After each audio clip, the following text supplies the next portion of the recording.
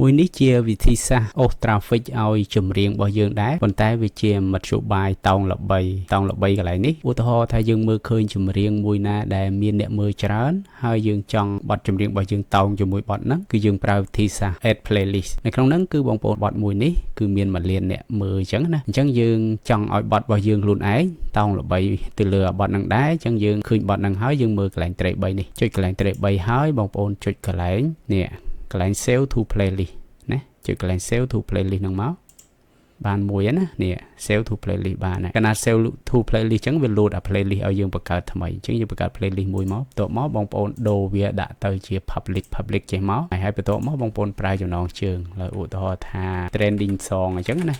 trending music អញ្ចឹងទៅយើង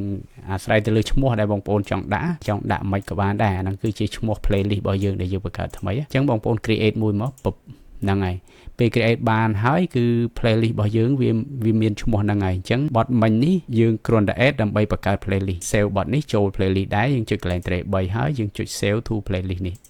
ហើយយើងរើស playlist មកគឺ playlist របស់យើងក្រោមនេះបាទអញ្ចឹងយើងចុចពុបមកអូខេអញ្ចឹងយើងទៅមើលនៅក្នុង channel របស់យើងសិននេះយើងចុច channel របស់យើងយកមើលពាក្យថា view your channel យើងទៅមើល playlist ថាតើយើងបង្កើតមិនបានអត់ចុចកន្លែង playlist នេះយើងបង្កើតមិញណាអញ្ចឹងបង្កើតមិញហ្នឹងគឺបទយើង add បទណាដែលយើងទឹមដាក់ក្រោយគេគឺវានៅខាងមុខគេហើយនៅពេលដែលយើងឃើញថាអូខេយើងបង្កើតបានplaylist ហ្នឹងហើយអញ្ចឹងយើងចូលមក home ម្ដងទៀតដើម្បីយើងបន្ថែមចម្រៀងឥឡូវយើងមើលចម្រៀងនេះមានអ្នកមើលច្រើនដែរអញ្ចឹងយើង add ចម្រៀងនេះចូលទៅក្នុង playlist ហ្នឹងទៀតចម្រៀងគេណាជា add មកហ្នឹងហើយយើងដាក់ចូល playlist របស់យើងអានេះមិនមែនទេយើងដកចេញទៅអាហ្នឹង playlist ចាស់ម្ដងទៀតគឺយើង add ចូលអា playlist របស់យើង pin វាទុកមកចូលហើយណាអានេះ removeបាត់ហើយយើងចុចម្ដងចូលដល់ពេលយើងចុចម្ដងទៀតវា remove អញ្ចឹងណាឥឡូវយើងដាក់ចូលម្ដងទៀតហ្នឹងអានេះ add ចូលណាឃើញ load សញ្ញានេះហ្នឹងហើយបន្ទាប់មកទៀតយើងមើលបទណាទៀតដែលយើងគិតថាយើងចង់ដាក់ចូលយើងរើសមកយើងរកមើលមកបទណាដែលរៀងអ្នកមើលច្រើនអញ្ចឹងណា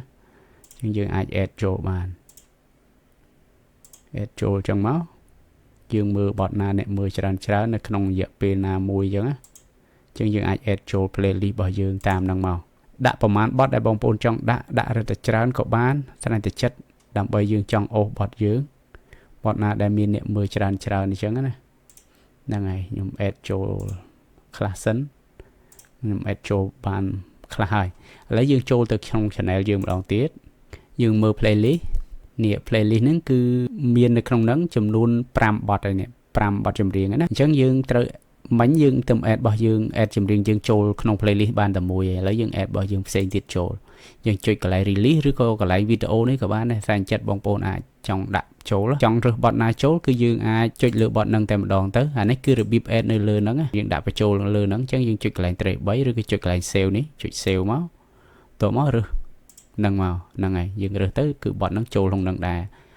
បទនេះបទយើងដែរជាងយើងរើសមកនេះបើយើងរើមើលបទយើងអត់ឃើញយើងចូល channel ឥឡូវឧទាហរណ៍ថាបទនេះយើងចង់ add ដែរនេះគ្រាន់តែចូលចុច track 3មកយើង add ចូល playlist ហ្នឹងមកអានេះយើងចង់ add ដែរយើងចុចចឹងមកចង់ add បទយើងបន្តចូលក្នុង playlist ហ្នឹងណាព្រោះហ្នឹងយើងឲ្យ playlist វាជួយអូសរ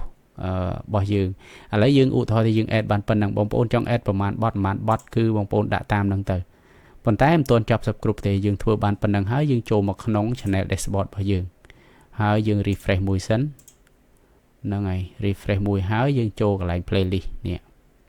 កន្លែង playlist យើងមើលឃើញនេះ playlist យើងទៅបង្កើតមុនមិញហ្នឹងណា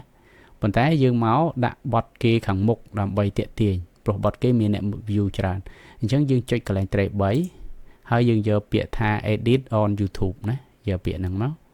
ហ្នឹងហើយបន្ទាប់មកវានឹងឲ្យយើងអូសឡើងលើចុះក្រោមហើយនេះ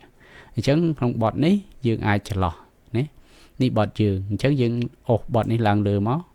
នេះគេមើលបទនេះចប់ចូលបទយើងប៉ុន្តែយើងមើលឃើញថាបទនេះគេលេងដល់តែ1ម៉ោងជាងអញ្ចឹងមុំគេមើលចប់ហ្នឹងវាធុញមុំចូលដល់បទយើងអញ្ចឹងគេរកអាបទណាដែលខ្លីឥ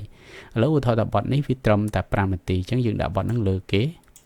ហ្នឹងហើយបទនេះអាចខាងក្រោមបទយើងយ៉ាងមកហើយយើងយកបទយើងតទៀតហ្នឹងហើយយើងដាក់ចេះមកនេះបទគេពេលគេស្ដាប់បទគេប្រវត្តិហ្នឹងកំពុងតែឡើងដែរហើយបន្ទាប់មកចូលបទយើង mình đang thấy được chấm bọt kia dương được có thế này chia sẻ không phải là bọt được bọn chấm tại có miền nẹt mơ và to là đây chẳng ủi thôi là miền nẹt đạp bọt đang chóp chỗ bọt dương nhé chỗ máu khi đạp bọt ní chỗ bọt dương tổ máu dương bọt ní bọt dương đá chẳng dương ô việt đạp bị hàng cầu này máu nè bọt dương bọt kỳ chẳng à năng ngày thợ bọt đại thùng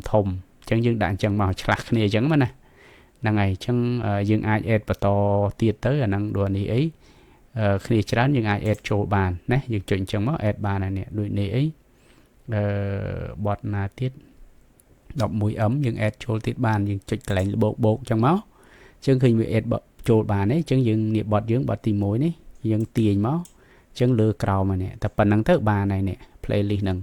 chẳng nợ pe đại dương en chẳng rủi ro hái dương mù chẳng á bắt đầu ti tăng về rủi ro hái dương từ mờ playlist bảo dương được khăn channel bảo dương chuyện cái này do channel bị du chẳng dương trâu mong mơ cái playlist là ngày nè playlist nàyคือmột môn kỳ mòn chẳng cái này là YouTube về rồi playlist nâng tới cứ kim mơ cái snap từ đó làคือtrẻ cái chuyện mười chẳng á thôi ta cái snap bot nâng à về cái snap bot nâng chop vì trâu rồi vì ô tô chỗ bọt dương hai chỗ bọt này hai ô tô chỗ bọt dương bọt này ô tô bọt dương chứ khả năng bọt nắng huy là bấy bọt bọt kia nữa là bấy dương tàu tam đằng đài chẳng hạn hà nắng ấy để nhung vậy tha tàu là bấy nâng cứ bẹp nâng chẳng là vị thi xa nắng có chia vị thi xa đại ai tiền traffic ở dương ở channel dương đài hai dương có ai bàn chia sẻ channel đài rồi mong rồi ấy có ai chui bàn đài tại vì chui bàn từng sống về bán đây còn thay vì ai chia một số bài bằng time bị lừa nâng time tiền chẳng á nè ngày chẳng video nâng từng không thà chui bàn bóng ôn khá tiết ở con tràn